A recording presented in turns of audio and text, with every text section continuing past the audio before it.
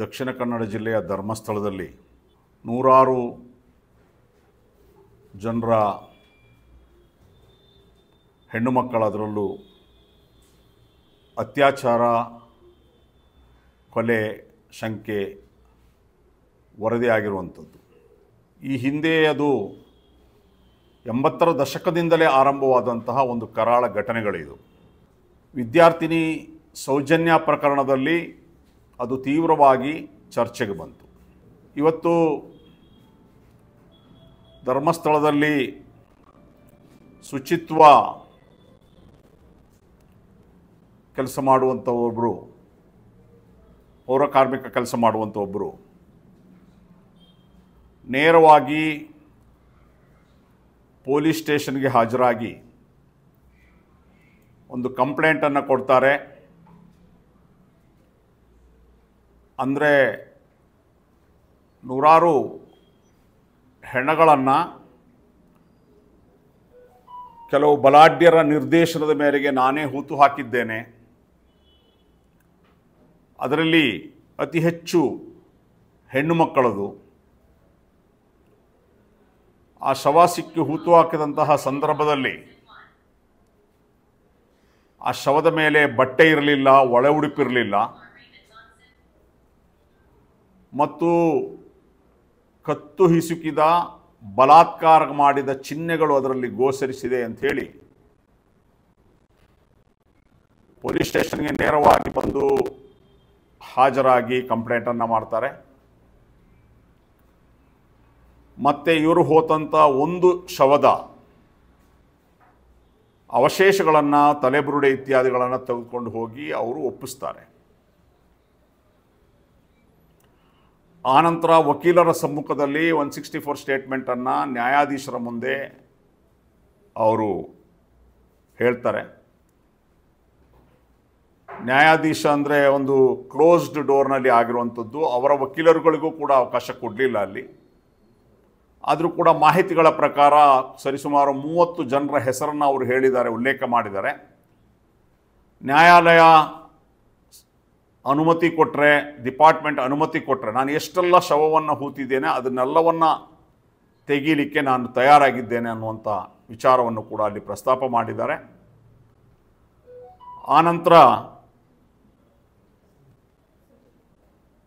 ಅವ್ರಿಗೆ ಅಂದರೆ ಒಬ್ಬ ಸಾಕ್ಷಿದಾರನಿಗೆ ಕೊಡುವಂತಹ ರಕ್ಷಣೆಯನ್ನು ಕೂಡ ಅಲ್ಲಿ ಕಲ್ಪಿಸಿದೆ. ಇಲ್ಲಿ ನಾವು ಹೇಳಲಿಕ್ಕಿರುವಂಥದ್ದು social democratic party of India ಒಂದು ಜವಾಬ್ದಾರಿಯುತ ಪಕ್ಷವಾಗಿ, ಒಂದು ಬದ್ಧತೆ ಇರುವಂಥ ಪಕ್ಷವಾಗಿ ಇಡೀ ದೇಶದಲ್ಲೇ ಕಂಡು ಕೇಳರಿಯದಂತಹ ಒಂದು ಭೀಕರ ಘಟನೆ ಆಗಿರ್ತದೆ ಇದು. ಯಾವ ನಾಗರಿಕ ಸಮಾಜವೂ ಕೂಡ ಒಪ್ಪುವಾಗಿಲ್ಲ. ಅಂತಹ ಒಂದು ಕ್ರೂರ ಘಟನೆ ನಡೆದು ಕರ್ನಾಟಕ ಸರ್ಕಾರ ಕಣ್ಣು ಮುಚ್ಚಿಕೊಂಡು ಕೂತಿದೆ. ಏನು ಮಾಡ್ತಾ ಇದೆ ಸರ್ಕಾರ? ಇಷ್ಟು ಬಹುದೊಡ್ಡ ಘಟನೆ, ಭೀಕರ ಘಟನೆ, ನೂರಾರು ಕೊಲೆಗಳ ವಿಷಯ, ಇದನ್ನು ಹ್ಯಾಂಡಲ್ ಮಾಡಲಿಕ್ಕೆ ಬೆಳ್ತಂಗಡಿ ಪೊಲೀಸ್ ಸ್ಟೇಷನ್ಗೆ ಸಾಧ್ಯ ಇದೆಯಾ? ಕನಿಷ್ಠ ಕಾಮನ್ ಸೆನ್ಸ್. ಯಾಕೆಂದ್ರೆ ಈ ಹಿಂದೆ ನಡೆದಂತಹ ಘಟನಾವಳಿಗಳಲ್ಲಿ ಯಾವ ರೀತಿ ಅಲ್ಲಿನ ಪ್ರಭಾವಿ ವ್ಯಕ್ತಿಗಳು ಆ ಪೊಲೀಸ್ ಸ್ಟೇಷನ್ನಲ್ಲಿ ಹಿಡಿತ ಹೊಂದಿದ್ರು, ಎಷ್ಟೆಲ್ಲ ಕೇಸನ್ನು ಕ್ಲೋಸ್ ಮಾಡಿದ್ರು, ಹಳ್ಳ ಹಿಡಿಸಿದ್ರು ಅನ್ನೋಂಥದ್ದು ಇತಿಹಾಸ ಇರ್ತದೆ. ಇದನ್ನು ನಾನು ಹೇಳ್ತಾ ಇಲ್ಲ. 1983ರಲ್ಲೇ ಈ ವಿಚಾರ ಕರ್ನಾಟಕದ ವಿಧಾನಸಭೆಯಲ್ಲಿ ಪ್ರಸ್ತಾಪ ಆಗಿದೆ. ಕರ್ನಾಟಕದ ವಿಧಾನಸಭೆಯಲ್ಲಿ ಒಬ್ಬ ಶಾಸಕರು ಇದನ್ನು ಮೆನ್ಷನ್ ಮಾಡಿದ್ದಾರೆ. ಅವರ ಕ್ಷೇತ್ರಕ್ಕೆ ಸಂಬಂಧಪಟ್ಟ 2 ಯುವಕರು ಅಲ್ಲಿ ಹೋಗಿ ಸಾವಿಗೀಡಾಗ್ತಾರೆ. ಆದರೆ ಅಲ್ಲಿನ ಪೊಲೀಸರು ಆ ಯಾರ್ದು ಶವಾಂತಗಳು ಐಡೆಂಟಿಫೈ ಮಾಡದೆ, ಪ್ರಚಾರ ಮಾಡದೆ ಅದನ್ನು ಹೂತು ಹಾಕ್ತಾರೆ. ಆನಂತರ ಆ ಪೇರೆಂಟ್ಸ್ಗೆ ಗೊತ್ತಾಗಿ ಅಲ್ಲಿ ಹೋದಾಗ ಬೆಳ್ತಂಗಡಿಯ ಪೊಲೀಸರು ಅವರ ಮೇಲೆ ಹಲ್ಲೆ ಮಾಡ್ತಾರೆ, ದೌರ್ಜನ್ಯ ಮಾಡ್ತಾರೆ. ಈ 1983ರ ವಿಚಾರ 1983ರಲ್ಲಿ ಇದೇ ಸೆಷನ್ ಅಲ್ಲಿ ಮಾನ್ಯ ಸಿದ್ದರಾಮಯ್ಯನವರು ಕೂಡ ಇದ್ರು, ಸಾಕಷ್ಟು ಜನ ಇವತ್ತು ಕೂಡ ಇದ್ದಾರೆ. ಇದು ವಿಧಾನಸಭೆಯಲ್ಲಿ ಚರ್ಚೆ ಆದ ವಿಷಯ.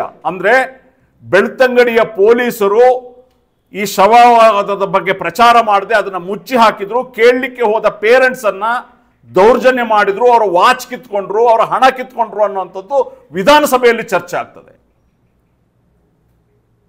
ಈ ಸರ್ಕಾರಕ್ಕೆ ಸ್ವಲ್ಪನಾದ್ರೂ ಮಾನ ಮರ್ಯಾದೆ ಇದ್ರೆ, ಇಂಥ ಘೋರ ಘಟನೆ ನಡೆದಿದೆ, ಹೆಣ್ಣು ಮಕ್ಕಳ ಮೇಲೆ ಘೋರ ದೌರ್ಜನ್ಯ ನಡೆದಿದೆ, ಇದೇನು ಈದಿ ಅಮೀನ್ ಸರ್ಕಾರನ ಇದು? ಈ ಘಟನೆಯ ಬಗ್ಗೆ ನಮಗೆ ಹೇಳಲಿಕ್ಕಿರುವಂಥದ್ದು, ಈ ಘಟನೆ ಗಂಭೀರವಾದಂತಹ ಘಟನೆ. ನ್ಯಾಯದ ಬಗ್ಗೆ ನಂಬಿಕೆ ಇದ್ರೆ ಈ ಸರ್ಕಾರಕ್ಕೆ, ಪ್ರಜಾತಂತ್ರ ವ್ಯವಸ್ಥೆ ಬಗ್ಗೆ ನಂಬಿಕೆ ಇದ್ರೆ ಈ ಸರ್ಕಾರಕ್ಕೆ, ಕಾನೂನು ಸುವ್ಯವಸ್ಥೆ ಬಗ್ಗೆ ಈ ಸರ್ಕಾರಕ್ಕೆ ನಂಬಿಕೆ ಇದ್ರೆ, ನಿಜವಾಗ್ಲೂ ನೀವು ಸಂವಿಧಾನ ಹಿಡಿದು ಪ್ರಮಾಣ ವಚನ ಸ್ವೀಕರಿಸಿದ್ರೆ ಯಾಕೆ ಹೆದರ್ತಿದ್ದೀರಿ ನೀವು? ಯಾರನ್ನ ಹೆದರ್ತಿದ್ರಿ ನೀವು? ಯಾಕೆ ಹೆದರ್ತಿದ್ರಿ? ಯಾರನ್ನ ಹೆದರ್ತಿದ್ರಿ ನೀವು? ನೀವು ಸಂವಿಧಾನಕ್ಕೆ ಬದ್ಧರಾಗಿರ್ಬೇಕು ಹೊರತು ಯಾವುದೇ ಪ್ರಭಾವಿಗಳಿಗೆ ಯಾಕೆ ಹೆದರ್ತಾ ಇದ್ದೀರಿ? ಬಹಳ ಬೇಸರ ಆಗ್ತದೆ, ವಿಷಾದ ಆಗ್ತದೆ. ನಮ್ಮ ನಾಡಿನಲ್ಲಿ ಒಂದು ಹೆಣ್ಣು ಮಕ್ಕಳಿಗೆ ಜೀವಕ್ಕೆ ಬೆಲೆ ಇಲ್ವಾ? ಅವರ ಮಾನಕ್ಕೆ ಬೆಲೆ ಇಲ್ವಾ? ಏನು ನಡೀತಾ ಇದೆ ಈ ರಾಜ್ಯದಲ್ಲಿ? ತುಂಬಾ ಗಂಭೀರವಾದಂತಹ ಒಂದು ಪ್ರಶ್ನೆ ಆಗಿರ್ತದೆ ಇದು. ಹಾಗಾಗಿ social democratic party of India ಈ ನಾಡಿನ 7 ಕೋಟಿ ಜನರ ಪರವಾಗಿ ಈ ಸರ್ಕಾರಕ್ಕೆ ಕೇಳಿಕೊಳ್ಳೋದು, ಆಗ್ರಹ ಪಡಿಸುವಂಥದ್ದು ಇದೊಂದು ಸಾಧಾರಣ ವಿಷಯ ಅಲ್ಲ, ಅತಿ ಗಂಭೀರವಾದಂತಹ ಪ್ರಕರಣ. ಇದನ್ನು ಹೈಕೋರ್ಟ್ನ ನ್ಯಾಯಾಧೀಶರ ಮೇಲುಸ್ತುವಾರಿಯಲ್ಲಿ ಸ್ಪೆಷಲ್ ಇನ್ವೆಸ್ಟಿಗೇಷನ್ ಟೀಮ್ ಅನ್ನ ಮಾಡಬೇಕು.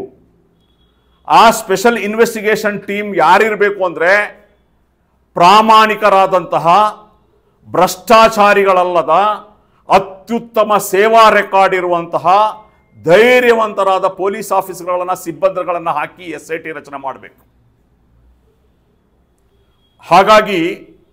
ಹಾಗಿದ್ರೆ ಮಾತ್ರ ಇಲ್ಲಿ ಜನಕ್ಕೆ ನ್ಯಾಯ ಸಿಗ್ತದೆ. ಇಲ್ಲ ಅಂತಂದ್ರೆ ಈ ಬಲಾಢ್ಯರು ಯಾವ ರೀತಿ ಇದ್ದಾರೆ ಅಂತ ಹೇಳಿದ್ರೆ, ಕೋರ್ಟ್ಗೆ ಹೋಗೋದು, ಸ್ಟೇ ತರೋದು. ಹಲವಾರು ಚಾನೆಲ್ಗಳಿಗೆ ಇವತ್ತು ಸ್ಟೇ ತಂದಿದ್ದಾರೆ. ಸಮೀರ್ ಅನ್ನೊಬ್ಬ ಯೂಟ್ಯೂಬರ್ಗೆ ಇವತ್ತು ಅವರ ಮೇಲೆ ಕೇಸ್ ಹಾಕಿದ್ದಾರೆ. ನೀವು ಸತ್ಯವಂತರಾಗಿದ್ರೆ, ನಿಮ್ಮಲ್ಲಿ ಯಾವುದೇ ತಪ್ಪಿಲ್ಲದಿದ್ರೆ ನೀವು ಯಾಕೆ ಸ್ಟೇ ತರ್ತೀರಿ? ತನಿಖೆಗೆ ಯಾಕೆ ನೀವು ಅಡ್ಡಪಡಿಸ್ತೀರಿ? ಪ್ರಚಾರಕ್ಕೆ ಯಾಕೆ ನೀವು ಅಡ್ಡಪಡಿಸ್ತೀರಿ? ನೀವು ಸತ್ಯವಂತರಾಗಿದ್ರೆ, ನೀವು ನ್ಯಾಯದ ಪರ ಇದ್ರೆ. ಇವತ್ತು ನಾವು ಸಮಯದಲ್ಲಿ ಮಾನ್ಯ ವಿರೋಧ ಪಕ್ಷದ ನಾಯಕರಾದ ಅಶೋಕ್ ರವರಿಗೆ ಕೇಳುವಂಥದ್ದು, ಇನ್ನೊಬ್ಬ ವಿರೋಧ ಪಕ್ಷದ ನಾಯಕರಾದ HD ಕುಮಾರಸ್ವಾಮಿ ಅವರಿಗೆ ಕೇಳ್ತಾ ಇರುವಂಥದ್ದು, ನೀವೇನ್ ಮಾಡ್ತಾ ಇದ್ದೀರಿ? ಸರ್ಕಾರ ಏನೋ ಈ ರೀತಿ ಯಾವುದೋ ಒತ್ತಡಕ್ಕೆ, ಯಾವುದೋ ಪ್ರಭಾವಕ್ಕೆ ಮಣಿದಿರಬೇಕಾದ್ರೆ ನೀವೇನ್ ಮಾಡ್ತಾ ಇದ್ದೀರಿ? ನಮ್ಮ 100 ಹೆಣ್ಣು ಮಕ್ಕಳ, 100 ಜನರ ಒಂದು ಕಗ್ಗೊಲೆ ನಡೆದಿರಬೇಕಾದ್ರೆ ನಿಮ್ಗೆ ಬದ್ಧತೆ ಇಲ್ವಾ? ಸಣ್ಣ ಪುಣ್ಣ ವಿಚಾರಕ್ಕೆ, ಯಾವುದೇ ಆಗದೆ ಇರೋ ವಿಚಾರಕ್ಕೆ ಲವ್ ಜಿಹಾದ್ ಹೆಸರು ಹೇಳ್ಕೊಂಡು ಯಾರೋ ಪ್ರೀತಿ ಪ್ರೇಮ ಮಾಡಿದ್ರೆ ಅದನ್ನೇ ಲವ್ ಜಿಹಾದ್ ಅಂತೇಳಿ ಇಡೀ ರಾಜ್ಯದಂತ ಪ್ರತಿಭಟನೆ, ಹೋರಾಟ, ಮೇಲಾಟ ಮಾಡ್ತಿರಲ್ಲ. 100 ಹೆಣ್ಮಕ್ಳು, ಅದರಲ್ಲೂ ಅಲ್ಲಿ ಹೋಗುವಂತವ್ರು 100 ಹೆಣ್ಣು ಮಕ್ಕಳಲ್ಲಿ ಎಲ್ಲ ಹಿಂದೂ ಸಮಾಜಕ್ಕೆ ಸೇರಿದಂತ ಹೆಣ್ಣು ಮಕ್ಕಳೇ ಆಗಿರ್ತಾರೆ. ಯಾಕಂದ್ರೆ ಆ ಧರ್ಮಸ್ಥಳ ಅನ್ನುವಂಥದ್ದು ಹಿಂದೂ ಧಾರ್ಮಿಕ ಕೇಂದ್ರ ಅನ್ನೋ. ಇವತ್ತು ಹಿಂದೂ ಹೆಣ್ಣು ಮಕ್ಕಳು ಕೊಲೆ ಆದಾಗ, ಬಲಾತ್ಕಾರ ಕೇಳಲಿಕ್ಕೆ ಬಿಜೆಪಿ ನಾಯಕರು ಇಲ್ವಾ? ಎಲ್ಲೋದ್ರು ಶೋಭಾ ಕರಂದ್ಲಾಜೆ? ಏನ್ ಮೇಡಮ್, ಎಲ್ಲಿದ್ದೀರಿ ಶೋಭಾ ಕರಂದ್ಲಾಜೆ ಅವರೇ? ಸಣ್ಣ ಪುಣ್ಣ ವಿಚಾರಕ್ಕೆ ಲವ್ ಜಿಹಾದು, ಅದು ಇದು ಇಸ್ಲಾಮಿ ಜಿಹಾದಿಗಳು ಅಂತೇಳಿ ಓಡೋಡ್ ಬರ್ತಿರಲ್ಲ ದಕ್ಷಿಣ ಕನ್ನಡಕ್ಕೆ, ಕರ್ನಾಟಕಕ್ಕೆ. ಎಲ್ಲಿದ್ದೀರಿ ಇವತ್ತು? ಸೌಜನ್ಯ ಅಂತ 100 ಹೆಣ್ಣು ಮಕ್ಕಳು ಬೀದಿ ಹೆಣಗಳಾದಾಗ, ಯಾವುದೇ ಚರ್ಚೆ ಇಲ್ಲದ ಆದಾಗ ನೀವು ಎಲ್ಲಿದ್ದೀರಿ? ಏನಿದೆ? ಎಲ್ಲಿದೆ ಬದ್ಧತೆ? ಹೆಣ್ಣು ಮಕ್ಕಳ ಬಗ್ಗೆ ನಿಮಗೆ ಗೌರವ ಇದೆಯಾ? ನರೇಂದ್ರ ಮೋದಿ ಅವರು ಬೇಟಿ ಬಚಾವ್ ಬೇಟಿ ಪಡಾವ್ ಅಂತ ಹೇಳ್ತಾರೆ. ಯಾವ ಬೇಟಿನ ನೀವು ಬಚಾವ್ ಮಾಡ್ತಾ ಇದ್ದೀರಿ? मैं पूछना चाहता हूं नरेंद्र मोदी जी को, आपने बताया बेटी पढ़ाओ बेटी बचाओ, आपका ही एमएलए रहते हैं उधर बेलतंगड़ी में, बीजेपी का एमएलए, उधर हंड्रेड्स ऑफ हमारे बहनें हुए, नेशनल मीडिया में चर्चा हुआ, मगर कोई एक रिमार्क्स, कोई ट्वीट, कोई बीजेपी का लीडर्स का नहीं है, ना स्मृति ईरानी है, ना नेशनल ह्यूमन राइट कमीशन का खुशबू किधर है। ಉಡುಪಿಯಲ್ಲಿ ಯಾರೋ ಹೆಣ್ಣು ಮಕ್ಕಳಿಗೆ ತಮಾಷೆಗೆ ಏನೋ ಮಾಡಿದ್ರು ಅನ್ನೋಂಥ ಕಾರಣಕ್ಕೆ ಏನೋ ಒಂದು ಘಟನೆ ನಡೀತು, ಏನೋ ವಿಡಿಯೋ ಮಾಡಿದ್ರು ಶೌಚಾಲಯದಲ್ಲಿ ಅಂತ ಹೆಣ್ಮಕ್ಳು ಸೇರ್ಕೊಂಡು, ಆ ಘಟನೆಗೆ ಖುಷ್ಬು ಅವರು ಓಡಿ ಬಂದ್ರು ಮಹಿಳಾ ಕಮಿಷನ್ ವತಿಯಿಂದ. ಎಲ್ಲೋದ್ರು ಈಗ ಇಷ್ಟು ದೊಡ್ಡ ಘೋರ ಘಟನೆ ನಡೆದಾಗ? ಎಲ್ಲಿದ್ದಾರೆ ಬಿಜೆಪಿ ಅವರು? ಎಲ್ಲಿದೆ ಸಂಘ ಪರಿವಾರ? ಎಲ್ಲಿದೆ ಬಜರಂಗ ದಳ? ಎಲ್ಲಿದೆ ವಿಶ್ವ ಹಿಂದೂ ಪರಿಷತ್? ಎಲ್ಲಿದ್ದೀರಿ ನೀವು? ಯಾವುದೋ ಲವ್ ಅಫೇರ್ಸ್ಗೆ ಲವ್ ಜಿಹಾದ್ ಕಟ್ಟಿಬಿಟ್ಟು ಇಡೀ ಪ್ರಪಂಚದಾದ್ಯಂತ ಬೊಂಬೆ ಹೊಡಿತೀರಿ. ಇವತ್ತು ಅವರ ಜೀವಕ್ಕೆ ಬೆಲೆ ಇಲ್ವಾ? ಅವರ ಮಾನಕ್ಕೆ ಬೆಲೆ ಇಲ್ವಾ? ಇದೇನಿದು ಡಬಲ್ ಸ್ಟ್ಯಾಂಡರ್ಡ್ ನಿಮ್ದು? ಯಾರೇ ಒಬ್ರು ಮಾತಾಡ್ತಾ ಇಲ್ಲ. ರಾಜಕೀಯ ಪಕ್ಷಗಳು ಅಂದ್ರೆ ಆಡಳಿತ ಪಕ್ಷಗಳು ಮಾತಾಡ್ತಾ ಇಲ್ಲ, ಪ್ರತಿಪಕ್ಷಗಳು ಮಾಡ್ತಾ ಇಲ್ಲ. ಏನು ನಡೀತಾ ಇದೆ ಅಂತ ಈ ರಾಜ್ಯದಲ್ಲಿ ಮಾನ್ಯ ಪತ್ರಕರ್ತರು ಇದನ್ನ ಚರ್ಚೆ ಮಾಡಬೇಕು. ಇದು ನಾಡಿನ ಪ್ರಜ್ಞಾವಂತ ಜನರು, ನಾನು ಈ ಪತ್ರಿಕಾಗೋಷ್ಠಿಯ ಮೂಲಕ 7 ಕೋಟಿ ಜನರಲ್ಲಿ ನಾನು ಮನವಿ ಮಾಡ್ಕೊಳ್ಳುವಂಥದ್ದು, ಇತಿಹಾಸ ನಮ್ಮನ್ನ ಕ್ಷಮಿಸೋದಿಲ್ಲ. ಇತಿಹಾಸ ನಮ್ಮನ್ನ ಕ್ಷಮಿಸೋದಿಲ್ಲ. ಯಾವುದೋ ಬಲಾಢ್ಯರಿಗೆ ಹೆದರಿ ಇಲ್ಲಿನ ಪೊಲೀಸ್ ವ್ಯವಸ್ಥೆ ಹೇಳಿದಿ, ಇಲ್ಲಿನ ಸರ್ಕಾರ ಹೇಳಿದಿ, ಇಲ್ಲಿನ ಮುಖ್ಯಮಂತ್ರಿ ತಲೆಬಾಗಿ, ಇಲ್ಲಿನ ವಿರೋಧ ಪಕ್ಷಗಳು ತಲೆಬಾಗಿದ್ರೆ ಎಲ್ಲಿದ್ದೀವಿ ನಾವು? ಯಾವ ಪ್ರಜಾತಂತ್ರ ವ್ಯವಸ್ಥೆಯಲ್ಲಿದ್ದೀವಿ? ಈ ನಾಡಿನಲ್ಲಿ ಯಾರು ಪ್ರಜಾಸತ್ತಾತ್ಮಕವಾಗಿ ಮಾತಾಡೋರಿಲ್ವಾ? ಈ ಘೋರ ಘಟನೆ ಬಗ್ಗೆ ಚರ್ಚೆ ಮಾಡೋರಿಲ್ವಾ? ಬಹಳ ವಿಚಾರದಿಂದ, ಬಹಳ ಬೇಸರದಿಂದ ಹೇಳ್ತೀನಿ. ಇದು ಈ ನಾಡಿಗೆ, ಈ ಕರ್ನಾಟಕ ರಾಜ್ಯಕ್ಕೆ, ಕರುನಾಡಿಗೆ ಅವಮಾನ. ಇದು ನಾವು ಎದ್ದು ನಿಲ್ಲಬೇಕು. ಈ ಒಂದು ಅಂದ್ರೆ ನಮ್ಮ ಪತ್ರಿಕಾಗೋಷ್ಠಿಯನ್ನು ನೋಡುವ ಎಲ್ಲಾ ಪ್ರಜ್ಞಾವಂತರು ಇಡೀ ಕರ್ನಾಟಕ ರಾಜ್ಯದಲ್ಲಿ ದೊಡ್ಡ ಮಟ್ಟದ ಹೋರಾಟ ಆಗಬೇಕು. ಎಷ್ಟೇ ಬಲಾಢ್ಯರಿರಲಿ, ಕಾನೂನಿಗಿಂತ ಮೇಲೆ ಯಾರೂ ಇಲ್ಲ ಅನ್ನೋದನ್ನ ನಾವು ಇಲ್ಲಿ ಹೇಳಬೇಕಾಗ್ತದೆ. ಅದಕ್ಕಾಗಿ ನಾವು ಎದ್ದು ನಿಲ್ಲಬೇಕಾಗ್ತದೆ. ಇವತ್ತು ಎಲ್ಲಿದೆ NIA, ನ್ಯಾಷನಲ್ ಇನ್ವೆಸ್ಟಿಗೇಷನ್ ಏಜೆನ್ಸಿ? ಮಾನ್ಯ ನರೇಂದ್ರ ಮೋದಿ ಅವರೇ,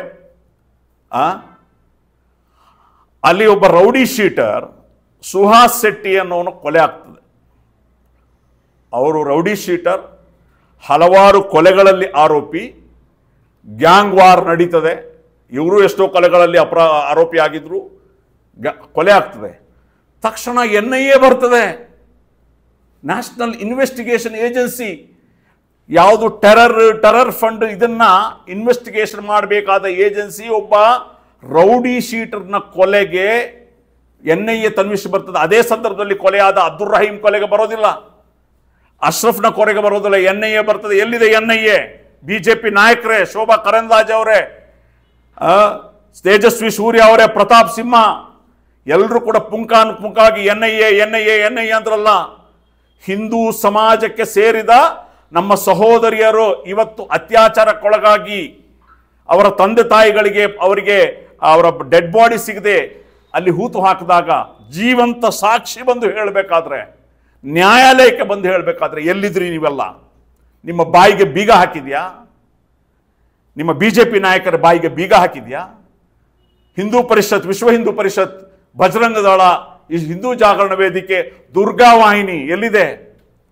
ಹಿಂದೂ ಹೆಣ್ಣು ಮಕ್ಕಳ ರಕ್ಷಣೆಗೆ ಇರುವಂತ ದುರ್ಗಾ ವಾಹಿನಿ ಎಲ್ಲಿದೆ?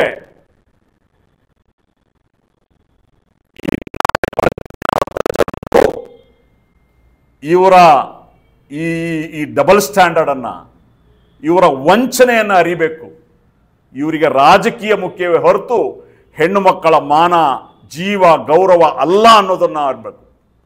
106 ಹೆಣ್ಣು ಮಕ್ಕಳು ಸೌಜನ್ಯ ಹಿಂದೂ ಸಮಾಜದ ಹೆಣ್ಣು ಮಗಳಲ್ವಾ? ಇಲ್ಲಿ ಚರ್ಚೆ ಆಗಿರುವಂಥದ್ದು ಎಲ್ಲವೂ ಕೂಡ ಹಿಂದೂ ಸಮಾಜದ ಹೆಣ್ಮಕ್ಳಲ್ವಾ? 1983ರಲ್ಲಿ ಅಸೆಂಬ್ಲಿಯಲ್ಲಿ ಚರ್ಚೆ ಆದಂಥ ವಿಷಯ ಇವತ್ತು ನಿನ್ನೆ ವಿಷಯ ಅಲ್ಲ ಇದು. ಹಾಗಾಗಿ social democratic party of India ಈ ವಿಚಾರವನ್ನು ಗಂಭೀರವಾಗಿ ಪರಿಗಣಿಸ್ತದೆ.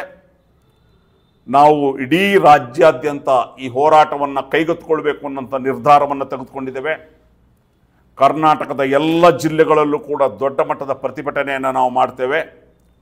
ಎಲ್ಲಿಯವರೆಗೆ ಈ ವಿಚಾರದಲ್ಲಿ ಆ ಒಂದು ಸಂತ್ರಸ್ತ ಅಲ್ಲಿಯವರೆಗೆ ಈ ಹೋರಾಟದ ಜೊತೆ ಇರ್ತೇವೆ. ಸೌಜನ್ಯ ಹೋರಾಟದಲ್ಲೂ ಕೂಡ ನಾವು ಸಕ್ರಿಯವಾಗಿ ಎಲ್ಲ ಸಂಘ ಸಂಸ್ಥೆಗಳೊಂದಿಗೆ ಪಾಲ್ಗೊಂಡವರು. ಅದೇ ರೀತಿ ಈ ಹೋರಾಟದಲ್ಲೂ ಕೂಡ ಇಡೀ ರಾಜ್ಯದ ಯಾವುದೇ ರಾಜಕೀಯ ಪಕ್ಷ ಬರಲಿ ಬರದೇ ಹೋಗಲಿ, ನಾವು ಇಡೀ ರಾಜ್ಯಾದ್ಯಂತ ಈ ಹೋರಾಟವನ್ನು ನಾವು ರೂಪಿಸ್ತೇವೆ.